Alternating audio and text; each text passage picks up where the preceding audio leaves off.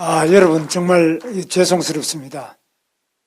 오늘 이재명 우리 대통령 취임 시간을 보면서 제가 정말 너무나 큰 역사적인 죄를 지었다 이런 생각을 많이 하고 있습니다. 제가 그 뜻을 담아서 우선 국민 여러분들께 또 우리 당원 동지 여러분들께 큰 절로 사죄의 절을 올리겠습니다.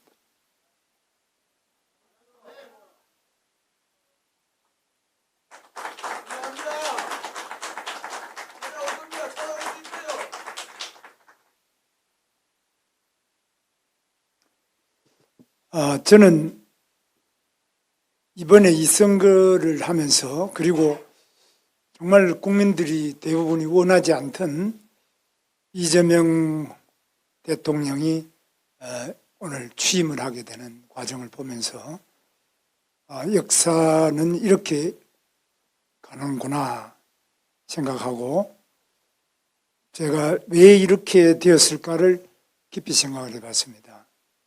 첫째는 우리 당이 지금 민주주의에 대한 기본적인 이해와 신념, 그것을 지키기 위한 투철한 사명이 없기 때문이라고 생각합니다. 그것이 바로 계엄이라는 상상할 수 없는 일로 나타났습니다. 저는 지금 이 시대에 계엄이 왜 필요했는지, 그것이 무슨 결과를 가져왔는지 이미 다 판명이 났습니다. 그런데 그걸 우리 당이 그 계엄을 했던 우리 대통령을 뽑았고 또 우리 대통령의 뜻이 당에 많이 일방적으로 많이 관철된 것에 대해서 깊은 자성이 필요하다고 봅니다. 앞으로 절대로 이런 식의 계엄은 다시는 있어서는 안 된다. 뭐 어느 당이 뭐라 그런다 이런 것이 아니라 우리 스스로도 이건 아니다. 정치라는 것은 목표도 중요하지만 그 수단이 매우 중요한데 전혀 적절치 않은 수단을 이렇게 쓰게 되도록 우리가 그냥 말릴 수 없었던 거, 또 그것을 제어하는 힘이 우리 내부에 없었다는 점에 대해서 매우 큰 문제가 있다고 저는 생각합니다. 그래서 민주주의의 가장 기본이 되는 것에 대해서는 양보할 수 없고 타협할 수 없고 단호한 거부와 또 때로는 단호한 그 수단의 선택이 필요한데 이 부분이 가장 큰 문제라고 생각합니다. 두 번째는 우리 당이 당내 민주주의가 무너졌다고 생각합니다. 우리가 과연 어떤 사람을 당대표로 뽑느냐 또는 누구를 우리가 공직 후보자로 뽑느냐 민주주의가 완전히 사라져버렸습니다. 삼척동자가 보더라도 말이 안 되는 방식으로 우리가 공직 후보를 뽑지 않았는지 또는 당대표나 모든 것도 이게 당이 과연 민주주의가 살아있는 당이냐 민주주의는 아직 숨을 못 쉬는 당이냐 이런 점에서 깊은 성찰과 개혁이 필요하다고 저는 생각합니다. 두 번째로 우리 경제와 민생에 대한 우리 당의 투철하고 확고한 자기 역할이 필요한데 이 부분이 지금 사실 민주당이 이제 경제는 민주당이다 이런 이야기를 하는데 뭐 있을 수 없는 이런 포스터가 의원회관에 붙어 있는 거 보고 저는 굉장히 놀랐는데 그동안에 제가 당을 알기로는 경제는 당연히 국민의힘이다. 아주 뭐 너무나 분명한 구호였는데 지금은 과연 국민의힘이 경제를 제대로 하느냐? 민생이라면 국민의힘 아니냐? 딴 거는 몰라도. 이런 점에서 우리 당 자체가 세계 경제의 그 흐름과 또 국내 경제의 구조적인 발전 전략에 대해서 확고한 비전을 가지고 확고한 전략을 가지고 경제 정책을 밀고 나가는 그런 당이냐 또 그것이 국민들에게 믿음을 주고 경제가 위기면 당연히 국민의힘을 뽑아야지. 국민의힘에는 경제 전문가가 있지. 그 사람들은 경험과 실적이 있어서 그분들이 맡으면 경제는 살릴 거야.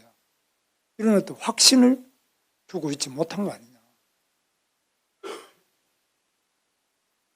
세 번째는 외교 안보에 대해서도 마찬가지로 지금 핵무기와 한미동맹 여러 가지 외교 부분에서도 우리가 확고한 우위를 주고 있느냐. 이번에도 예를 들면은 이종석 같은 사람이 국정원장이다. 국정원이 그런 거냐? 국정원이 북한의 내재적 접근 방식을 통한 이미 다 검증된 이런 사람이 국정원장을 하는 게 맞느냐? 저는 굉장히 불안하고 의구심이 많이 들었습니다. 야, 벌써 시작이구나. 국무총리 김민석도 마찬가지입니다. 이 사람들이 과연 우리 대한민국을 통합으로 가져가느냐? 대한민국을 어디로 가져갈 거냐? 저는 굉장히 불안합니다. 여기에 대해서 그러면 누가 이것을 제대로 대안으로 제시하고 바로 가져갈 수 있느냐? 이건 국민의힘 외에는 없지 않습니까? 공무원은 절대 알아도 말을 안 합니다. 결국 남은 게 기업도 말 안 하고 공무원도 말 안 하고 그렇다고 뭐 사법부에서 말하겠습니까? 국민의힘이라는 정당밖에 없는 거 아니에요. 그럼 여기서 과연 명확한 인식을 가지고 명료하게 다른 대안, 확고한 어떤 비판을, 대안적 비판을 하고 있느냐. 저는 굉장히 한번 생각해 봐야 될 점이 있고 이런 점에서 우리가 깊이 좀 돌아봐야 될 점이 있다. 그리고 무엇보다도 우리 당이 지금 민심의 움직임, 현장, 가장 생생하게 살아 움직이는 그 골목골목의 민심을 얼마나 반영하느냐. 그 민심을 반영할 수 있는 그 시스템 자체가 구의원부터 시도의원 또는 시장, 군수, 구청장, 시도지사 또 당의 국회의원님들 이렇게 이게 쫙 시스템으로 구축되어 있느냐. 그런 점에서 굉장히 깊이 생각해 봐야 될 점이 있다고 봅니다. 저는 그게 굉장히 약하고 동떨어진 현장과 밀착하지 않고 동떨어진 점이 있다. 이런 것들이 이제 선거 결과로 나타나는 거라고 저는 생각합니다. 단순히 뭐 열심히 뛴다 안 뛴다 이런 것이 아니라 그래서 우리는 근본적으로 밑바닥에 가장 민주주의의 뿌리 그리고 제일 밑에서부터 이게 어떻게 시스템으로서 구축돼서 중앙당이 작동하고 그것이 가장 관료적이지 않게 민감하게 유연하게 민심을 수렴하고 민심에 우리들의 정확한 뜻이 전달이 되느냐 이런 것들에서 아까 이제 모든 우리 김영투 비대위원장님과 주요한 아까 발언자들 말씀하신 거하고 저는 같은 맥락인데 그래서 우리끼리 지금 또 이제 다투는 것도 어느 정도 다투고 어느 정도까지는 다투지 않아야 되겠느냐 이런 부분도 좀 어떤 룰 자체가 확립이 안 돼 있다고 저는 생각합니다.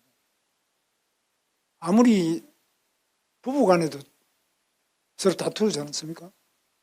그러나 다투어야 될 때가 있고 또는 다투지 말아야 될 때도 있고 의견 차이를 어떻게 하냐 이런 부분에서 좀 더 민주적이고 허심탄회한 우리 나름대로의 룰이 있어야 되지 않느냐. 당내에서 서로 간에 당원 내부의 동지들 사이의 문제와 그렇지 않고 지금 선거라는 또 대선이라는 큰 일전을 해야 될 이런 상태에서 그걸 어떻게 원만하게 잘 가져가느냐 이런 부분이 저는 굉장히 아쉽게 생각합니다.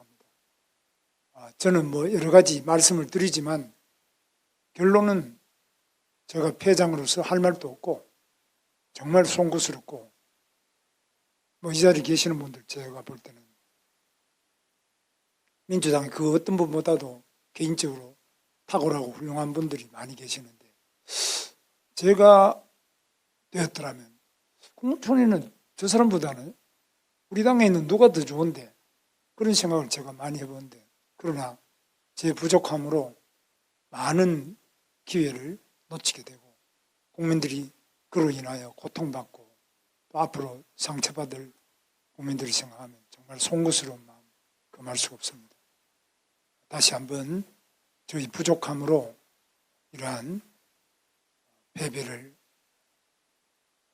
안겨드린 부분에 대해서 용서해 주시고, 다시 한번 이 절망하는 우리 국민들에게 우리 모두가 심기일전해서 대한민국에 그래도 희망이 있다. 비록 우리가 패했지만은 희망이 있는 대한민국이라는 것은 국민의힘이 있기 때문에, 국민의힘의 목소리가 있기 때문에, 국민의힘의 여러 우리 지도자들이 계시기 때문에 우리 국민에게 그래도 정치의 희망, 나라의 희망, 경제의 희망, 민생의 희망이 있다는 그 마지막 희망이 될 수 있기를 기대하면서, 저는 다시 한번 우리 당원 동지 여러분과 또 국민 여러분에게 깊은 사죄의 말씀을 드립니다. 감사합니다.